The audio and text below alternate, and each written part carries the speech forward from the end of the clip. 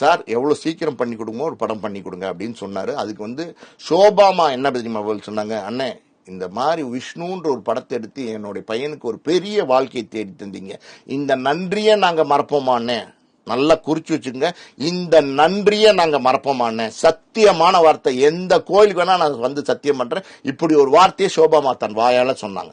அந்த இடத்துல SA. Chandrasekhar sir இருக்காரு, விஜயும் இருக்காரு. இப்படி 3 பேரும் கை நீட்டி பணத்தை வாங்கிட்டு 10 வருஷமா எங்களை அலக்கழிச்சாங்க. இந்த தரேன், அந்த தரேன், அந்த தரேன், அந்த தரேன், இந்த தரேன், இந்த தரேன், இப்ப தரேன், அந்த தரேன், ஐஸ்வர்யா ராய கூட்டிட்டு வாங்க, இன்னும் யார் யார் உலக அழகி யார் யார் இருக்காங்களோ, சுஸ்மிதா சென்னு ஒரு பொம்பளை இருக்கா, அவளை கூட்டிட்டு வாங்க நடிக்க வைங்க, அவரோட நடிச்சா பரவாயில்ல, ஏஆர் ரோமான் மியூசிக் போட்டா பரவாயில்ல, இப்படி அப்படின்னு சொல்லி அலக்கழிச்சுக்கிட்டே போறாரு. தேதி தர மாதிரியே இல்ல, தேதியும் தரவே இல்லை, கடைசி வரைக்கும் தேதியும் தரவே இல்லை. என்ன காரணம்? உங்களுக்கு முதல்ல ஒரு அடையாளம் தேவைன்னும் போது, உங்களை யாருமே கண்டுக்காத போது ஒரு தயாரிப்பாளர் வந்து அட்வான்ஸ் கொடுத்து first outside banner producer Vishnu, producer நான் தான். இன்னைக்கு நான் இந்த ஸ்டேட்மெண்ட் கொடுக்குறேன் இல்ல, இந்த ஸ்டேட்மெண்ட்ல ஏதாவது முரண்பாடு இருந்தா எஸ்ஐசி சாரோ இல்ல வந்து சோபாமாவோ இல்ல விஜயோ இதுக்கு மறுப்பு தெரிவிக்கலாம், ஓப்பனாவே மறுப்பு தெரிவிக்கலாம். அவங்க தெரிவிக்க அவசியம் இல்லைங்க. அவங்களுடைய மேனேஜர், பிஆர்ஓ, அவங்கவுங்க நிறைய பேர்